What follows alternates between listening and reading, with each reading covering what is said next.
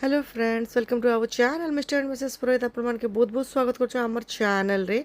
आज आम आसिक पहुँची जो जेडीआर होटल रे कातिर भीड़ है चलून ब्लॉग रे देखो नाके जानी पारबे। चलून कहि दउछे मोर सांग सिप्रा तार गोटे बुकटे आज ओपनिंग हबा असीम एहसासों के घेरे हिंदी कविता है।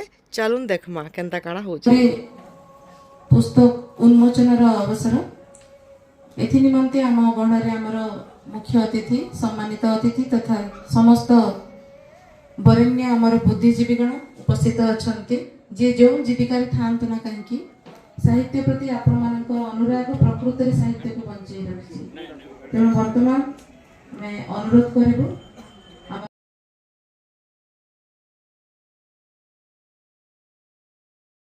एक क्रम स्वागत संगीत परिवेशन करने अनुरोध करी श्रीमती दीपांजलि ब्रह्मा वर्तमान स्वागत संगीत परिवेशन करेंगे।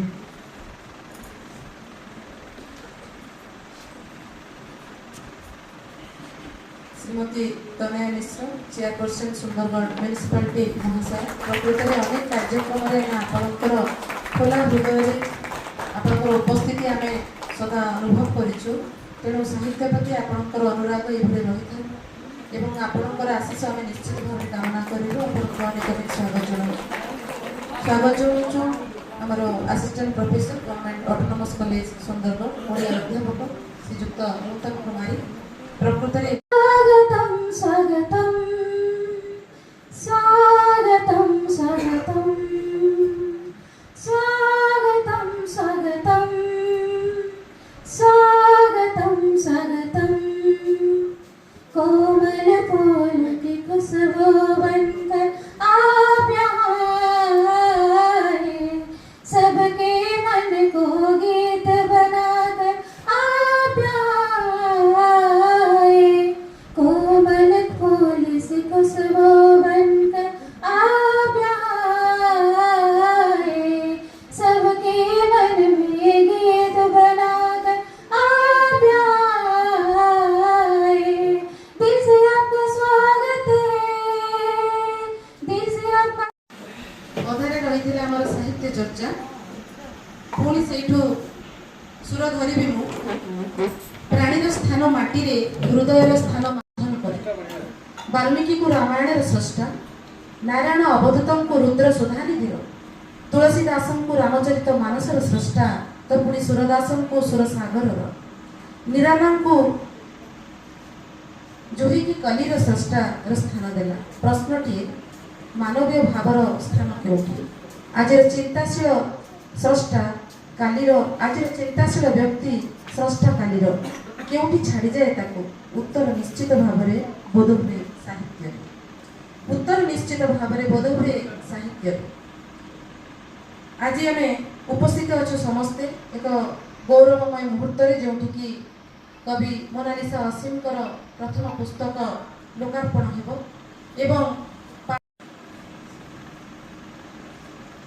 पुस्तक के कवि मोनालिसा असीम जी और मेरे सामने बैठे हुए सभी श्रोतागण पाठकगण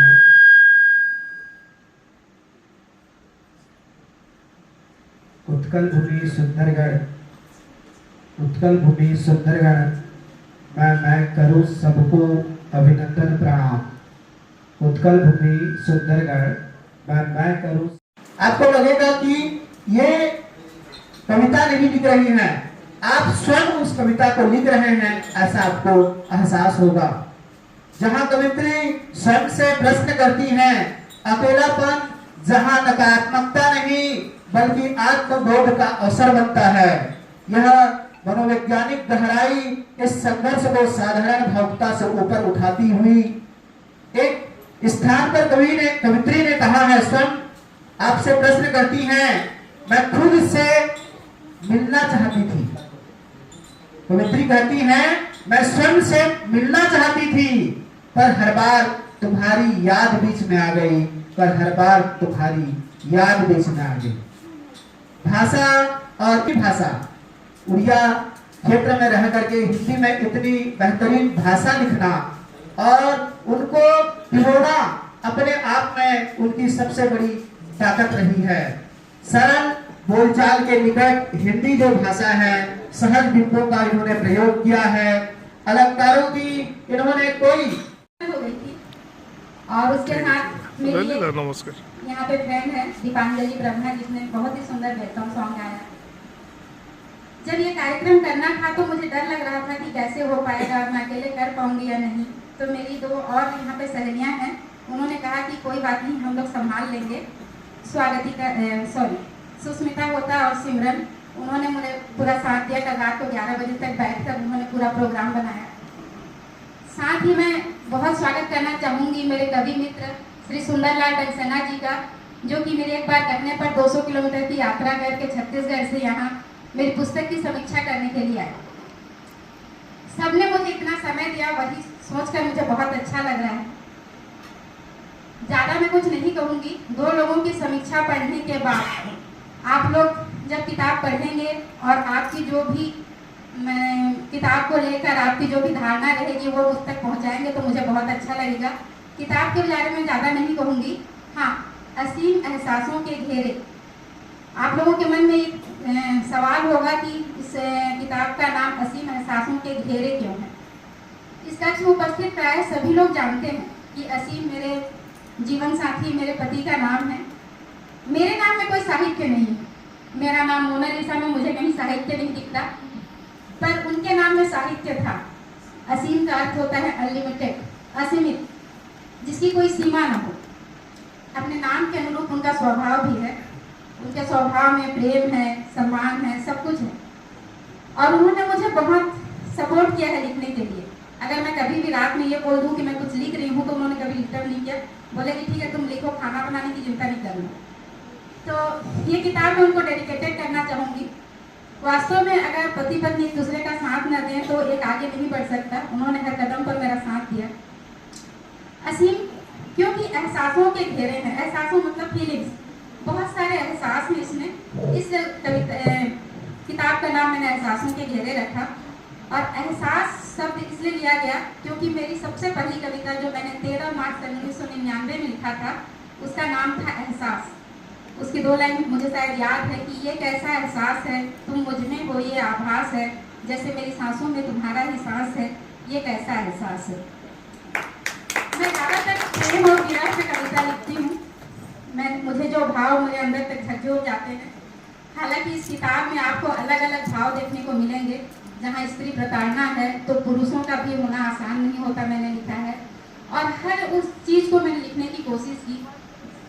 मानव मन की जो भी भावनाएं होती है, दया, प्रेम, करुणा, ममता, संवेदनशीलता, एहसास, उन सब को मैंने कविताओं में बांधने की कोशिश की।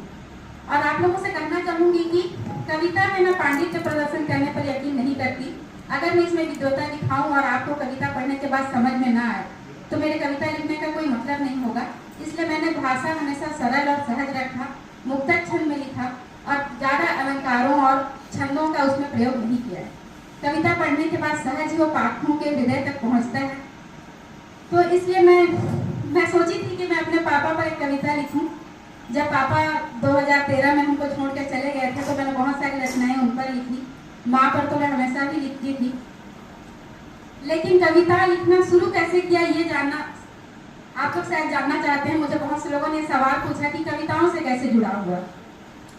सन 1998 में जब मैं हॉस्टल गई तो मेरे रूम में एक लड़की रहती थी जो कि मेरी आज भी बेस्ट फ्रेंड है। वो कविता लिखती थी और उसकी कविता में बहुत गहरे भाव और दर्द होता था। तब मुझे कविता लिखना नहीं आता था। वो जब भी लिखती थी मुझे सबसे पहले सुनाती थी। मैं तब केवल डायरी लिखती थी, डेली डायरी लिखना मेरा आदत था। और साथ ही छोटे मोटे आर्टिकल वगैरह में लिखने के लिए पहले प्यार करना पड़ता है, फिर अपने प्यार को खोना पड़ता है, तब जाके कविता में वजन आता है और कविता के भाव गहरे होते हैं। बहुत पूछने पर उसने अपनी कहानी भी बताई, मैं उसका नाम नहीं लूंगी, कि जिस लड़के ने उसको उसके सामने इजहार किया था तो उसने उस समय इनकार कर दिया। और जब इसके मन में वो भाव आए कि वो उसके इकरार करे, उससे पहले उस लड़के की एक एक्सीडेंट में मृत्यु हो गई। तो इसलिए उसके भाव बहुत गहरे थे और वो बहुत सुंदर ढंग से लिखती थी। आज वो भी एक अध्यापिका है और एक उच्च श्रेणी की कवियत्री भी। तो उसके दुखों पर ही मैंने एहसास कविता लिखा था। उसके बाद कविताओं का एक रिश्ता बन गया। 1999 से लेके 2006-07 तक मैंने बहुत सारी कविताएं लिखी। हाँ, 2009 में शादी करके जब मैं सुंदरगढ़ आई तो कविताओं से थोड़ा रिश्ता टूट गया, क्योंकि नया परिवार था, बच्चा था, जिम्मेदारी थी। उसके बाद फिर नौकरी करने लगी तो मैंने लगभग कविता लिखना छोड़ दिया था। फिर उसी मेरी जो सहेली थी, जो मेरी बेस्ट फ्रेंड है, उसी ने मुझे 2018 में काव्य संसद ग्रुप में फिर से जोड़ा कि बोला कि इसमें तुम लिखो। अब उस ग्रुप में जाने के बाद उसमें के जो संपादक थे पुखराज प्राज जी और सह संपादक थे हमारे सुंदरलाल डक्सना जी, जिनको अभी अभी आपने सुना, तो उसमें उन्होंने डेली एक विषय दिया जाता था और शाम के 6 बजे से पहले उस विषय पर हमको लिखना पड़ता था। मैंने उसमें लगभग 213 रचनाएं लिखी। हर 100 रचनाओं पर उन्होंने मुझे सम्मानित भी किया और बहुत अच्छा ये सफर रहा। तो उस समय जितने भी भाव आते थे, जो भी विषय मिलता था, हम उस विषय पे जैसे भी सारा काम छोड़कर भी हम लिख के उसमें पोस्ट करते थे। मतलब एक जुनून था लिखने का। फिर कोरोना आया तो कोरोना पर कोरोना की विभीषिका किताब आई, तो उसके लिए मैंने बहुत सारी कविताएं लिखी। लोगों को आसपास मरते हुए देखा, उनके दुख को मैंने महसूस किया। आप लोग जानते होंगे कि हम मनुष्य हैं और हम अपने दुख से दुखी होते हैं, लेकिन जो कवि हृदय होते हैं ना, वो दूसरों के दुख से दुखी होते हैं। दूसरों का दुख भी उनको उतना ही अपना लगता है जितना कि अपना दुख लगता है। दूसरों के भाव को भी वही खूबसूरती से वो बयां कर सकते हैं जैसे वो उनके अपने भाव हैं। तो बस वहीं से लिखते लिखते लिखने की एक आदत बन गई थी। आज मैं उसी प्रेम और विरह की एक कविता आप लोगों के सामने सुनाना चाहूंगी।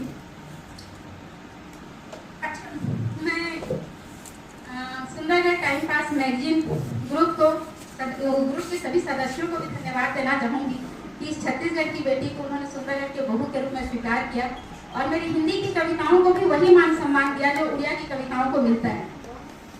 बहुत ही सुंदर से आप लोग उन्होंने मेरी कविता को सुना और उसको सराहा। मेरी ये कविता जिस विषय पर मैंने लिखना शुरू किया था उसी विषय पर मैं कविता पढ़ूंगी। अभी तो मुकम्मल हम मिले ही नहीं, अभी तो मुकम्मल हम मिले ही नहीं, अभी रिहाई का तू सोच मत, अभी रिहाई का तू सोच मत, अभी तो पलकों में तुझे कैद कर रखा है, तू ख्वाबों में जरा और दे ठहर, तू ख्वाबों में जरा और दे ठहर, अभी नींद को मैंने टूटने से मना कर रखा है, तुझे जाना है तो बेशक चले जाना, तुझे जाना है तो बेशक चले जाना, अभी मगर आंखों में तुझे भर रखा है, दो घड़ी तो सुकून के दे मुझे, दो घड़ी तो सुकून के दे मुझे, अभी मन में बेचैनी बहुत बढ़ रखा है, माना तू हमदम है किसी और का, माना तू हमदम है किसी और का, अभी ये बात याद नहीं मैंने भुला रखा है, बड़ी मुश्किल से दीदारे यार मिलता है, बड़ी मुश्किल से दीदारे यार मिलता है, अभी वक्त को मैंने ठहरने को बोल रखा है, तू बता तेरी रजा क्या है, तू बता तेरी रजा क्या है, अभी मैंने अपनी मर्जी से सर झुका रखा है, दूर जाने की भले लाख वजह हो, अभी हर वजह को मैंने दरकिनार कर रखा है, तू बस जा सांसों में सांस की तरह, तू बस जा सांसों में सांस की तरह, अभी सांसों को भी मैंने इंतजार में रोक रखा है, ये जो लोग देखते हैं हमें मुस्कुराते हुए, ये जो लोग देखते हैं हमें मुस्कुराते हुए, कभी मुस्कुराहट, इस मुस्कुराहट के पीछे कई दर्द छुपा रखा है, कई दर्द छुपा रखा है। बहुत शुक्रिया।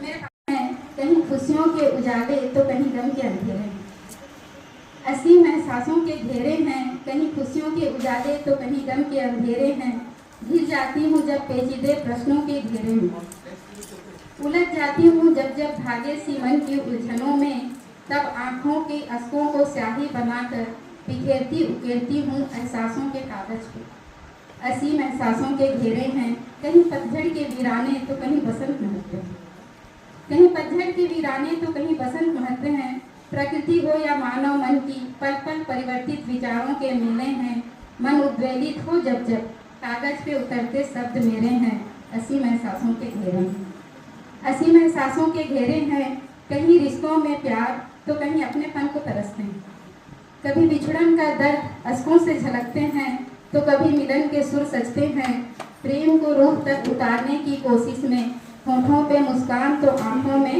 अश्क बहते हैं। हर दर्द को समेटते समेटते कुछ भाव मेरे पन्नों पे बिखरते हैं। असीम एहसासों के घेरे हैं, असीम एहसासों के घेरे हैं। कहीं अतीत की यादें तो कहीं वर्तमान की उलझने हैं, कहीं अतीत की यादें तो कहीं वर्तमान की उलझने हैं। कभी उधेड़ बुन में फंसी तो कभी असमंजस के फसाने हैं। जो जुबान से कहीं ना जा सकी कभी, जो जुबान से कहीं ना जा सकी कभी, उन्हीं एहसासों के जज्बातों के ये गुमनाम ठिकाने हैं। असीम एहसासों के घेरे हैं, कुछ तेरे हैं कुछ मेरे हैं। बहुत शुक्रिया।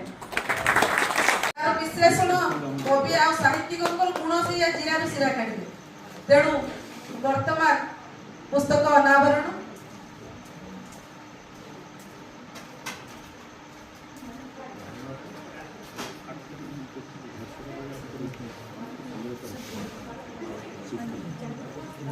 एवं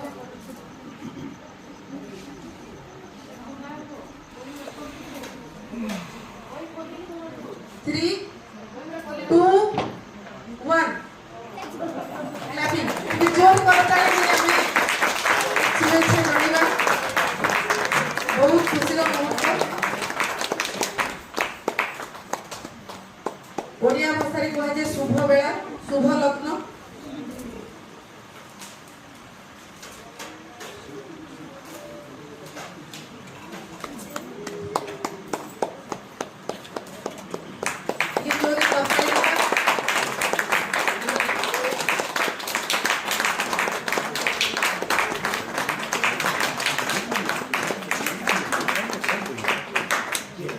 खूब सुंदर बनी भावर लहरी पर लहरी से ढेउ खेलुची आउ आमे मध्ये ता भीतर निजको किछि समय पई हजै देबाकू चाहिबा व्यस्त बहुल दुनिया भीतर जिताले आमे हजि जाउछु एठी हजिबाटा बेसी आनंददायक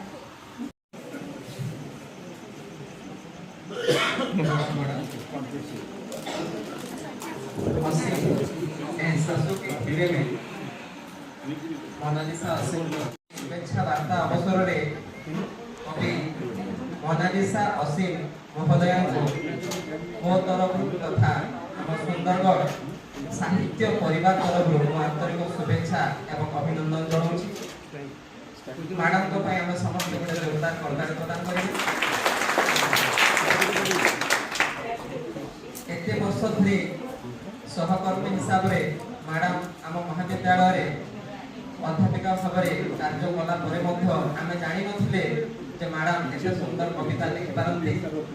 किछि दिन पूर्व यात्रा अवसर रे जेतेबेले साहित्य आलोचना चक्र अनुष्ठित होइथिला सेही अवसर रे मैडम एक हिंदी कविता सेठी आवृत्ति करथिले एवं सेठी प्रकृत आम समस्त जानी जे मैडम कविता लेखती प्रकृत कवि मैंने विज्ञापी करती ना निज कविटे निज दुख जंत्रणा को निजर मन भर अनेक आशा आकांक्षा सबको चाबी रखी थाए एवं बेले बेले जो सृजनशील मानसिकता को नहीं से कविता आकार रे गप आकार रे साहित्य सर्जना आकार रे ताको झरे थाए सही होने भागरे मोनालिसा असीम वो भाषा परिभाषा कहाँ से लाऊं?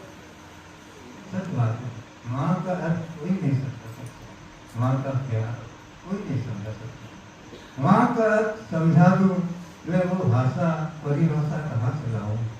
माँ को शब्द में बांध दूं मैं वो शब्द को कहाँ से लाऊं? एक माँ बाप ही तो है जो मिलते नहीं धरा पर दुआर, ये सही बात है। मुझे रेसिपी कवर नहीं करना हमारा एक कभी मैंने किसी कवर एक काम करना है अक्सर वहाँ होता है कि बहुत सारा डॉक्टर का रिफर दिया मैंने उन्होंने मैडम के साथ वही के बहुत और उनको कुछ तार पर आने में कविता और मन कर भीतरे और मैडम ने क्या तो से किसी तरह कविता तो मैडम काटू में लाइक करो कि आपने ये कर रहे अब के लिए कान कोना से मैडम ने किसी कवर क्या था कर दिया और वो करो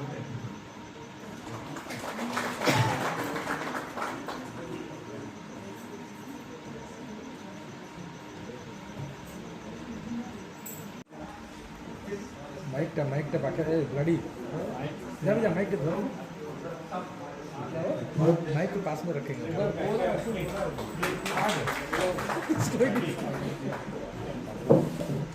धन्यवाद सर।